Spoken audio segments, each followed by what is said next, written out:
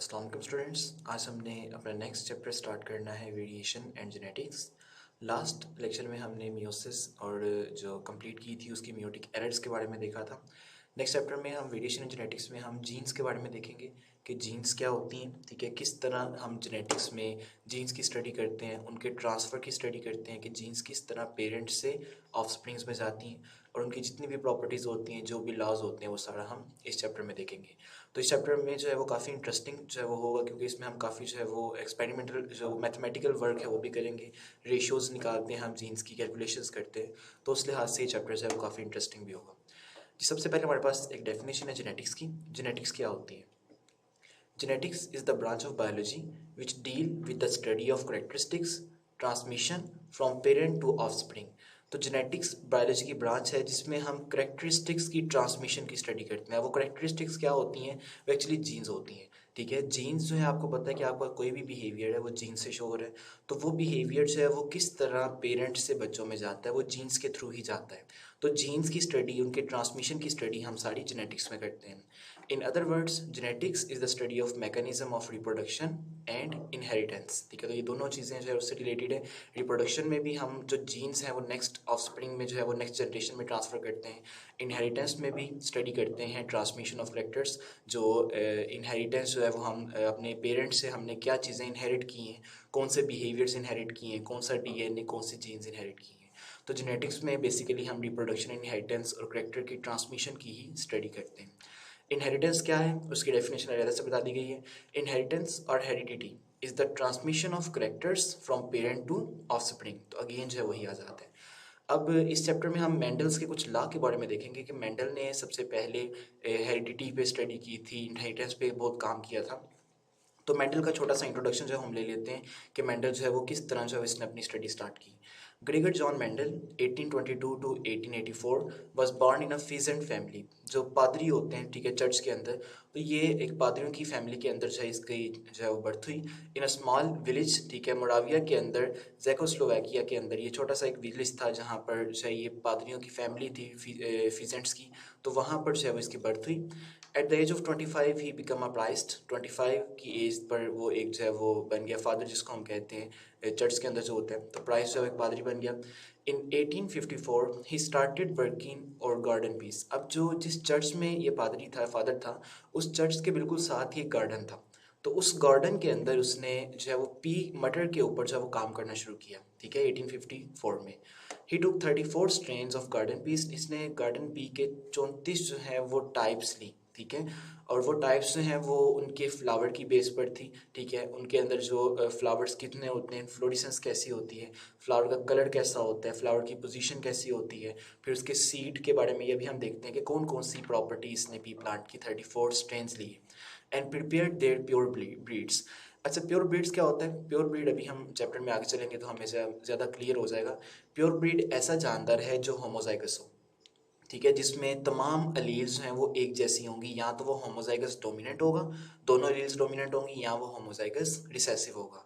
तो इसने 34 garden pea के स्ट्रेन्स तैयार किए और तमाम के तमाम 34 कैसे थे? ये प्योर ब्रीड्स थे, ठीक है। प्योर ब्रीड्स इसने तैयार की कि अगर आपके पास एक प्लांट टॉल है तो उसका जो है वो जब उसको क्रॉस करवाया जाता है तो उसके जो बेबीज आएंगे वो भी टॉल ही आएंगे, ठीक है। उनके जब बेबीज आएंगे तो वो भी हमेशा टॉल ही आएंगे, ठीक है। तो वो प्योर ब्रीड्स हैं कि उनके अंदर जो करेक्टरिस्टिक्स पाई जाती हैं वो मेंटेन रहती हैं, ठीक है। वो होमोजाइगस है। ये चीज़ के बारे में हम फर्दर अभी आगे देखेंगे तो आपको मज़ीद जो है वो क्लियर हो जाएगा।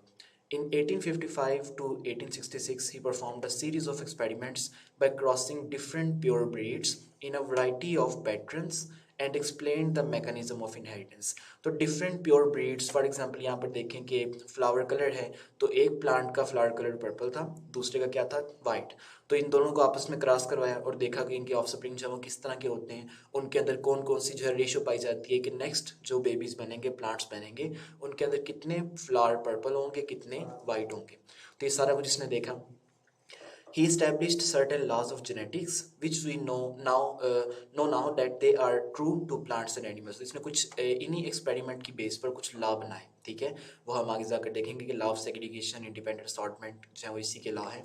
Mendel presented his work to Brown Society for the study of natural science in 1865। तो 1865 पर इसने अपना काम करके जो अपना वर्क था उसको नेशनल जो सोसाइटी है ब्रून सोसाइटी वहाँ पर जाकर नेचुरल साइंस के अंदर जो है वो इसको शो करवाया।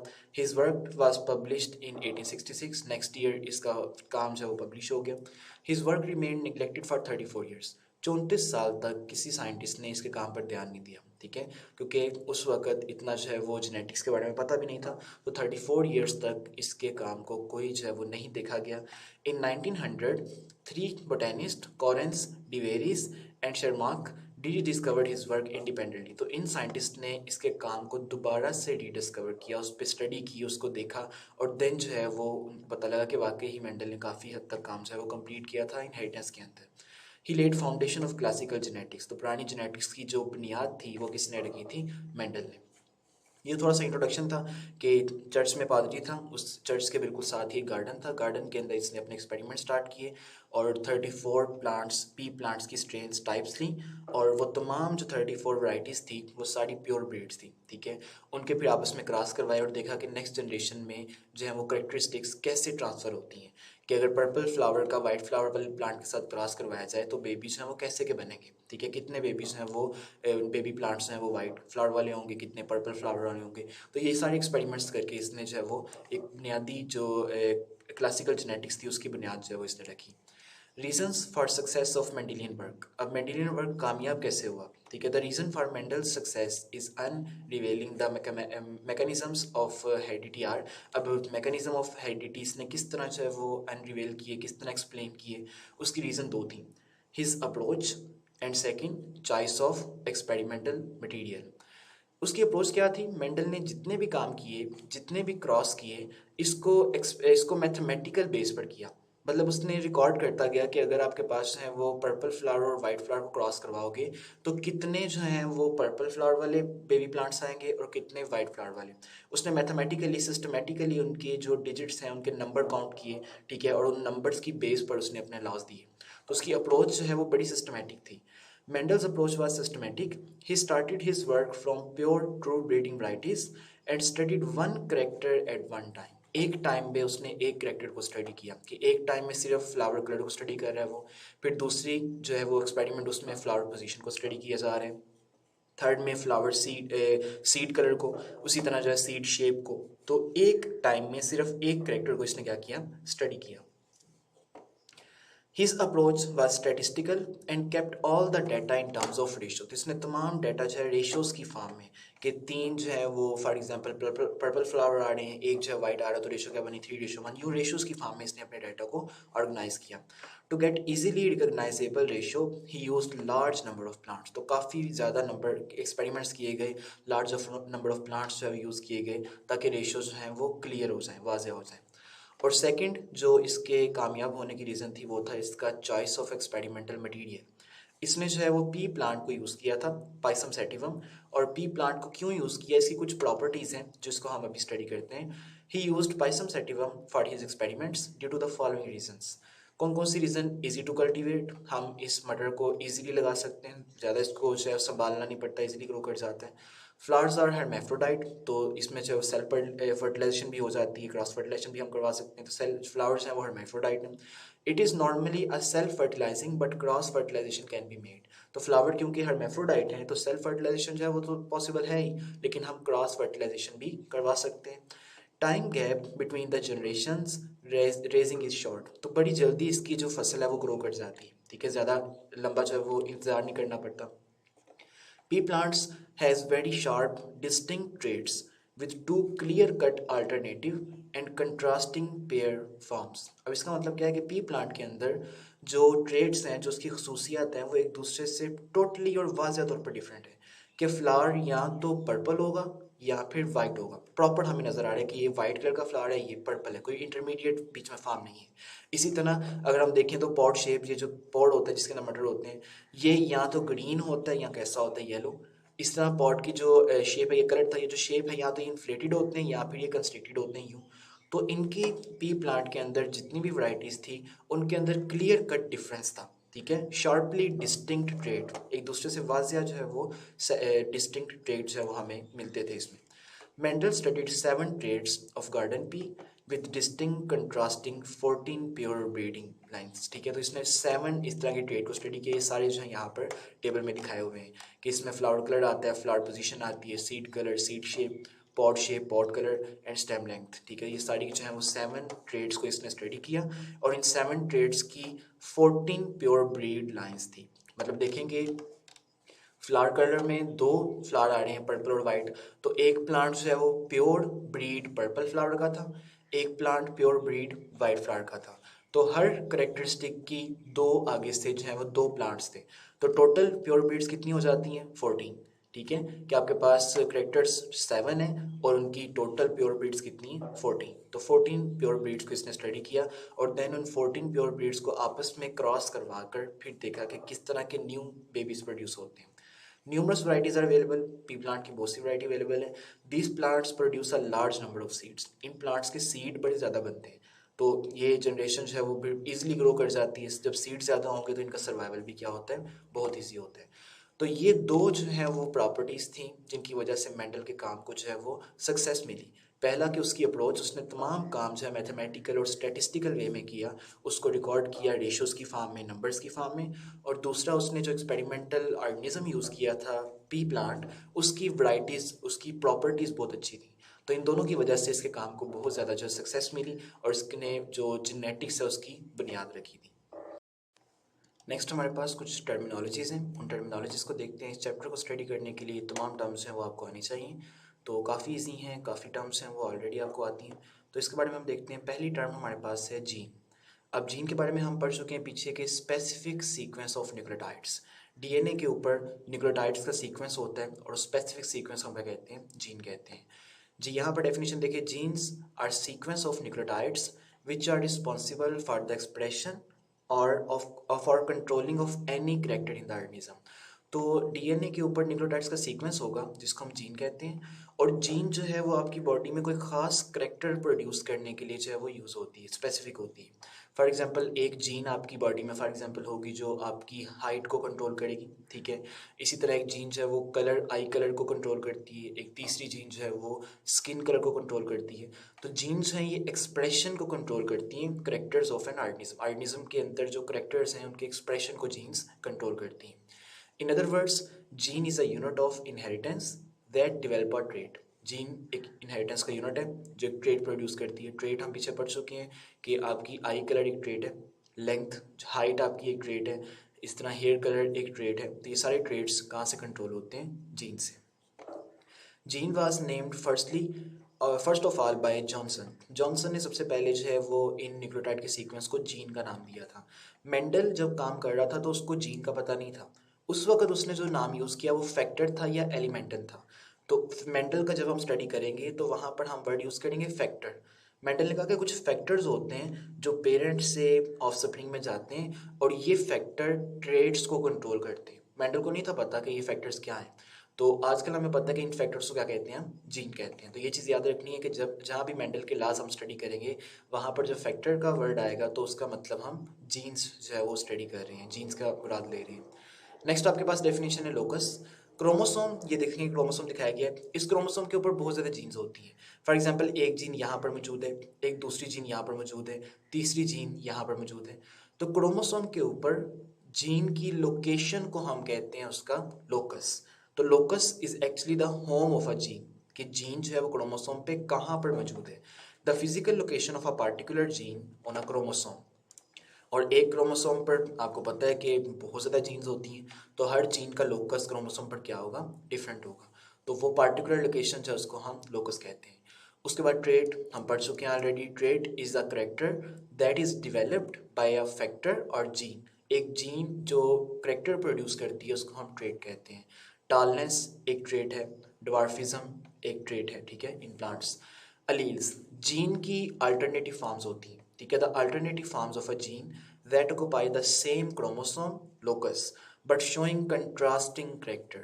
एक क्रोमोसोम के सेम जो एरिया है, लोकस है, सेम लोकस पर ही जो है वो 2 अलील्स होती हैं। एक जीन है, फॉर एग्जांपल हम ले लेंगे, एक जीन है वो आपकी हाइट को कंट्रोल करती है। ठीक है, अब प्लांट के अंदर या तो हाइट जो है वो ज़्यादा होगी, टालनेस, या हाइट कम होगी, ड्वार्फनेस। ठीक है, तो जीन एक ही है टी, उस टी जीन की दो आगे से शेप्स हैं, कैपिटल टी और स्मॉल टी। जो कैपिटल टी अलील है वो टॉलनेस को कंट्रोल करेगी। अगर किसी प्लांट के अंदर कैपिटल टी होगा तो प्लांट कैसा होगा, टॉल। और अगर किसी प्लांट के अंदर स्मॉल टी होगा तो प्लांट कैसा होगा, ड्वार्फ। तो एक जीन्स की ये जो अल्टरनेटिव फॉर्म्स हैं इनको हम क्या कहते हैं, अलील्स कहते हैं। और ये क्रोमोसोम के ऊपर सेम लोकस पर पाई जाती हैं। Tallness capital T versus the dwarfness small t. Capital T and small t are alleles to one another, ये एक दूसरे के साथ क्या है, अलील्स हैं। They are the partner of a gene pair, ये एक जीन पेयर के पार्टनर्स है दोनों। ठीक है, बोथ अलील्स में बी आइडेंटिकल और डिफरेंट फ्रॉम ईच अदर। ठीक है, तो दोनों अलील्स हैं वो सेम भी हो सकती हैं, डिफरेंट भी हो सकती है। अभी हम आगे जाकर देखते हैं किस तरह से ये काम करती हैं। होमोजाइगस, ऐसा individual an organism having a pair of identical alleles. ठीक है, अगर किसी बंदे के अंदर जो अलील्स हैं वो सेम हो। ठीक है, फॉर एग्जांपल एक प्लांट है उसके अंदर जो दोनों अलील्स हैं वो कैसी हैं, कैपिटल टी कैपिटल टी, तो ये प्लांट कैसा होगा, टॉल होगा। और इस प्लांट को कहेंगे हम ये होमोजाइगस है, क्योंकि इसके अंदर अलील्स दोनों क्या हैं, सेम। ठीक है, for tallness and small T for dwarfness. तो अगर एक प्लांट है जिसके अंदर दोनों एलील्स स्मॉल टी हैं तो वो क्या होगा, वो भी जो है वो होमोजाइगस है और वो ड्वार्फ प्लांट होगा। ठीक है, तो होमोजाइगस ऐसा ऑर्गेनिज्म जिसके अंदर दोनों अलील्स क्या होंगी, आइडेंटिकल। ठीक है, पेयर ऑफ आइडेंटिकल अलील्स, एक जैसी अलील हो। इसी तरह heterozygous, hetero mean different, homo mean same. अगर किसी पर्सन के अंदर दोनों अलील्स डिफरेंट है, ठीक है, organism having two different alleles for a character, for example capital T small T. अगर ये कंडीशन आ जाए कि एक अलील कैपिटल टी है दूसरी अलील स्मॉल टी है, एक पर्सन के अंदर दो अलील्स होंगी डेफिनेटली, तो दोनों अलील्स हैं वो क्या हैं, डिफरेंट हैं। So such person is called the heterozygous, उसके अंदर एक कैपिटल टी अलील है और दूसरी स्मॉल टी है। ठीक है, इस तरह नेक्स्ट हम देखते हैं, ये आगे लिखा हुआ टॉलनेस, ये भी हम एक चीज़ देखते हैं आगे, दैट इज डोमिनेंट। कुछ अलील दूसरी अलील्स के ऊपर डोमिनेंट होती है। जब यहाँ पर देखें कैपिटल टी और स्मॉल टी है, तो कैपिटल टी अलील जो है ये डोमिनेंट है over the small T. Heterozygous condition में जो डोमिनेंट अलील होती है उसका करेक्टर शो होता है, जो रिसेसिव अलील होती है उसका करेक्टर शो नहीं होता। तो जिस तरह हमें पता है कैपिटल टी जो है वो अलील ये टॉलनेस को शो कर रही थी और स्मॉल टी जो है ये ड्वार्फनेस को शो कर रही थी। तो हेट्रोजाइगस कंडीशन में कैपिटल टी स्मॉल टी है तो जो प्लांट है वो कैसा होगा, टॉल होगा, क्योंकि capital T is dominant over the small T. ठीक है, तो डोमिनेंट अलील्स और traits are those which exhibit complete expression even in heterozygous state. तो हेट्रोजाइगस स्टेट में भी अपना कंप्लीट एक्सप्रेस करते हैं, ये दूसरी अलील को एक्सप्रेस नहीं होने देते। Dominant allele is fully expressed in the organism's appearance. Capital T is dominant over the small t. In capital T small t plant will be tall. ठीक है, तो ऐसा प्लांट क्या होगा, टॉल होगा।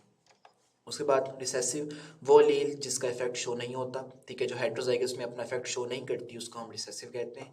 रिसेसिव अलील्स और traits are those which fail to express themselves in the heterozygous state, instead they will express in only homozygous form. ये सिर्फ होमोजाइगस फॉर्म में स्मॉल टी की शेप में जो है वो अपने करेक्टर को एक्सप्रेस करेंगी, ड्वार्फिजनेस शो करेंगी। हेट्रोजाइगस में ये अपना इफेक्ट जो है वो शो नहीं करती। ठीक है, for example small T for dwarfness hence are expressed as the small letter. तो जो जितनी भी रिसेसिव एलील्स होती हैं उनको हम स्मॉल लेटर से शो करते हैं और डोमिनेंट एलील को हम कैपिटल लेटर से शो करते हैं। उसके बाद हमारे पास आता है फिनोटाइप। एक्सटर्नल अपीयरेंस और visible expression of an organism is called phenotype. जो चीज़ हमें नजर आती है उसको हम फिनोटाइप कहते हैं। कि एक प्लांट लंबा है तो लंबाई क्या है, tallness, that is a phenotype. अब उस टॉलनेस की वजह क्या है, उसके अंदर जीन्स। तो जब हम जीन्स की स्टडी करेंगे उसके अंदर कौन सी जीन्स पाई जाती है, दैट इज कॉल्ड जीनोटाइप। तो फिनोटाइप हम कहते हैं physical appearance, tallness, dwarfness, roundness, wrinkleness. तो ये फिजिकल अपीयरेंस क्या है, फिनोटाइप। और genotype the genetic makeup of a trait, वो जो ट्रेट है टालनेस वो किस अलील से बन रहा है, तो वो अलील जेनेटिक मेकअप क्या होगा, genotype is refer to as its genotype. Tallness has its genotype capital T and capital T small t. इन दोनों कंडीशंस में प्लांट कैसा होता है, toll.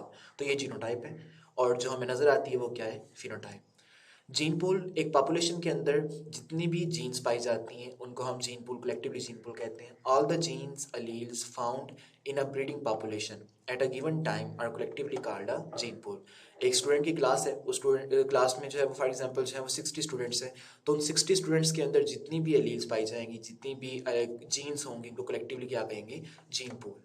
It is a group of individual of same species that interbreed sexually and live in the same place. एक ही जगह पर रहते हैं, एक सिटी के अंदर, ठीक है, हम एग्जांपल ले लें, एक सिटी के अंदर जितने भी ह्यूमंस हैं, ठीक है, उनके अंदर जितनी भी जीन्स हैं वो सारी मिलकर एक जीन पूल बनाती हैं. The genes distributed among all the individual of a population are collectively called a gene pool. It is the total genetic information and coding in the total genes in a breeding population. तो उस breeding population के अंदर total jeans के अंदर कितनी information है, ये सारा जीन पूल जो है वो कहलाता है. नेक्स्ट आपके पास मोनो हाइब्रिड क्रॉस. मोनो का मतलब होता है एक, ऐसा क्रॉस जिसमें हम एक सिंगल ट्रेड की स्टडी कर रहे हैं. A cross involving one trade. हम स्टडी कर रहे हैं कि प्लांट की जो है वो टॉल होगा या शॉर्ट होगा, या हम स्टडी कर रहे हैं जो प्लांट है उसके फ्लावर का कलर क्या होगा. तो अगर हम सिर्फ एक ट्रेड की स्टडी कर रहे हैं, so that cross is called the monohybrid cross. A cross involving one trait or character at one time, height of plant, tall, dwarf. तो इसमें जब हम क्रॉसेस करते हैं दो प्लांट्स की, तो न्यू बेबी प्लांट्स के अंदर हम जस्ट किसकी स्टडी कर रहे हैं? सिर्फ हाइट की, ठीक है, या टॉल है प्लांट या ड्वार्फ है. डाईहाइब्रिड क्रॉस, ऐसा क्रॉस जिसमें हम दो ट्रेड्स की स्टडी करते हैं. A cross involving two traits at the time is called the dihybrid cross. For example हम एक क्रॉस करवाते हैं और नए जो बेबी प्लांट है उसके अंदर कलर और शेप ऑफ प्लांट की स्टडी करते हैं कि जो फ्लावर हैं या वो कैसे, उनका कलर कैसा है, उनकी शेप कैसी है, या फिर जो सीड है उसका कलर कैसा है, शेप कैसा है. Round and yellow, wrinkle and green, ठीक है. तो दो ट्रेड्स की एट अ टाइम हम स्टडी कर रहे हैं, ठीक है, कि यहाँ तो आपके पास जो सीड है वो राउंड और येलो होगा, या फिर कैसा होगा? राउंड, रिंकल्ड एंड ग्रीन होगा. तो दो ट्रेड्स की at a time study, that is called dihybrid cross. ये भी हमने आगे जाकर क्लासेस स्टडी करनी है, तो आपको जो है ये आने चाहिए कि क्या होते हैं मोनोहाइब्रिड और डाईहाइब्रिड. वहाँ पर इतनी डिटेल में हम इनकी स्टडी नहीं करेंगे, जस्ट आपको वर्ड का पता होना चाहिए कि इसका मतलब क्या है. F1 generation, that is called the first filial generation. The first generation of offspring resulted from the crosses between the two parental types. अगर दो पेरेंट्स हैं, उन दोनों पेरेंट्स के गेमीट्स बनते हैं, और उससे जो पहला बेबी जो नेक्स्ट जनरेशन आती है, पेरेंट्स के जो आगे से बेबी आता है पहली generation, that is called the F1 generation. अब वो बेबी जब बड़े हो जाते हैं तो उनके जब आगे से बेबीज बनते हैं तो that is called the second F2 generation, ठीक है, उसको सेकंड फीलियल जनरेशन या F2 जनरेशन कहते हैं. तो first generation of offspring resulted from the crosses between two parental types. Parents, दो पेरेंट्स के क्रॉस से जो पहला बेबीज बनते हैं, पहली जनरेशन बनती है. F1 is symbolised for first filial generation. इसी तरह जो पी जनरेशन है उसको हम पेरेंटल टाइप्स कहते हैं. P simplified for the parental type of generation. Parents जो हैं वो, उनको हम पी से शो करते हैं. प्योर या ट्रू ब्रीड्स, अब ये वर्ड हम पीछे पढ़ चुके थे, ये सेम वही है. प्योर और true breeds are collected by self pollinating and the offspring of the self pollinating plants are of the same variety. अब देखें, प्लांट है जो टॉल है, तो जब वो सेल्फ पोलिनेशन उसी प्लांट में होगी तो उससे जो बेबी बनेगा वो भी कैसा होगा? टॉल होगा, सेम वैरायटी होगी.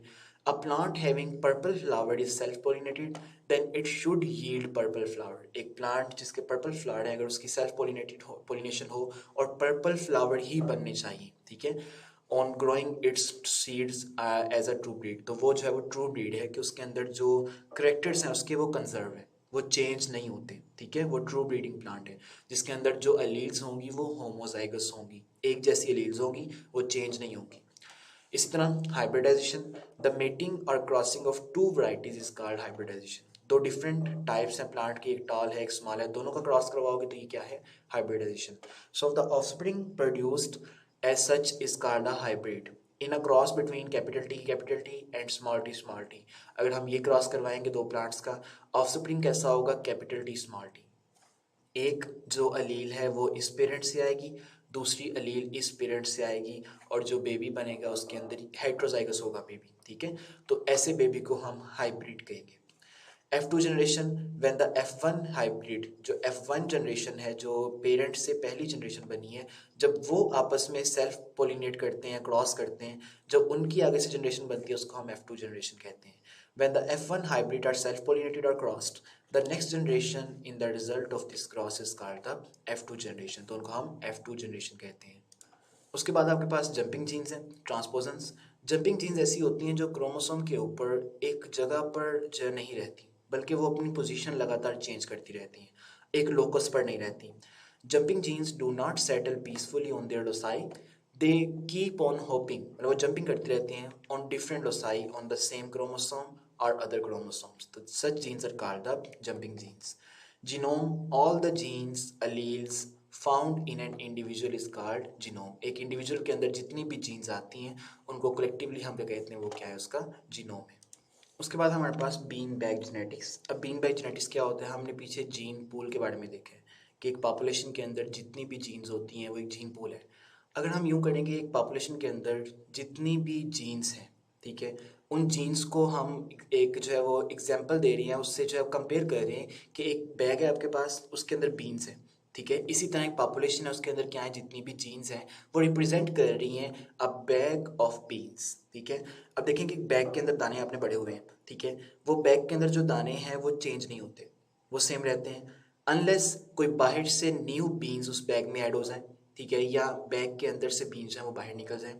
इसी तरह एक सिटी के अंदर, एक पॉपुलेशन के अंदर जो लीड्स हैं वो चेंज नहीं होती, अनलेस कि उस पॉपुलेशन में से किसी बंदे की डेथ हो जाए या बाहर से कोई न्यू इंडिविजुअल उस पॉपुलेशन में क्या हो जाए, ऐड हो जाए। For example, a population is a group of allele at a place like beans in a bag, तो ये कंपैरिजन कर रहे हैं। So a bean bag is a gene allele bag of the entire gene pool, ठीक है। तो एक bean bag क्या होगा कि पूरा जीन पूल जो है, पूरी पॉपुलेशन, उसके अंदर जितनी भी जीन्स हैं उनको कलेक्टिवली जो है वो हम किससे कंपेयर कर रहे हैं, एक बीन बैग से, ठीक है। We can discuss gene pool regarding single trait. For example, अगर 100 डिप्लॉयड प्लांट्स हैं, डिप्लॉयड हैं, तो उनके अंदर 200 एलील्स होंगी, क्योंकि हर जो प्लांट है उसके अंदर दो जो है वो एलील्स होती हैं। तो 100 प्लांट्स के अंदर 200 एलील्स होंगी for flower colours, out of which some are red flower while others are white flower. तो ये आपके पास जो है देखेंगे, टोटल प्लांट्स कितने हैं, 100, उनमें एलील्स कितनी है, 200, तो वो 200 एलील्स एक्चुअली क्या है, एक बीन बैग है, ठीक है। और 200 लीव्स में से कुछ जो है वो लीव्स हैं वो रेड कलर के फ्लावर को शो कर रही हैं, कुछ जो है वो वाइट कलर के फ्लावर को शो कर रही हैं। तो एक बैग है सिंपल आपके पास जिसमें सारी अलील्स हैं, ठीक है। एक पॉपुलेशन की जो जीन पूल है, उस जीन पूल को हम एक बीन बैग से जो है वो क्या कर रहे हैं, जो कंपेयर कर रहे हैं कि वो उससे मुशाबे है, ठीक है, उससे मिलता जुलता है। तो ये सारी जो डेफिनेशंस हैं ये आपको आनी चाहिए, ये टर्म सारी आपको आनी चाहिए, क्योंकि आगे हम मेंडल्स के लॉ स्टार्ट करेंगे। तो उन लॉ को स्टार्ट करने से पहले अगर ये सारी डेफिनेशंस हैं वो आपको आती होंगी, तो बहुत इजी हो जाएगा हमारे लिए लॉ को स्टडी करना। और लॉज में जो है वो क्रॉसिंग हम करते हैं, तो सो वो बहुत ज़्यादा इंटरेस्टिंग होगा कि हम किस तरह जो है वो क्रॉस बनाते हैं, गेमीट्स किस तरह बनाते हैं, देन उनके क्रॉस कैसे करवाते हैं। आप ये अंदाज़ा लगा सकते हैं कि अगर आपके पेरेंट्स का ब्लड ग्रुप जो है वो आपको पता हो दोनों का, तो आप अपना ब्लड ग्रुप निकाल सकते हैं। इसी तरह बहुत सी डिजीज़ होती हैं जो फैमिलीज़ में रन करती हैं, तो वो भी जो है वो हम पता लगा सकते हैं कि अगर जो है वो एक जनरेशन के पेरेंट्स को ये डिजीज़ है, तो उसके आगे से बेबीज़ को वो शो होगी या नहीं होगी, किस जनरेशन में जाके वो शो होगी। इसी तरह जेनेटिक्स से रिलेटेड जितने भी कैरेक्टर्स हैं, ठीक है, टालनेस, ठीक है, उसकी हम स्टडी कर सकते हैं कि अगर जो है वो पेरेंट्स ऐसे हैं तो उनके बेबीज हैं वो किस तरह के होंगे, टाल होंगे, ड्वार्फ होंगे, सो ऑन। तो ये सारी जो है वो कैलकुलेशन जो है वो हम नेक्स्ट आगे जो है वो करेंगे।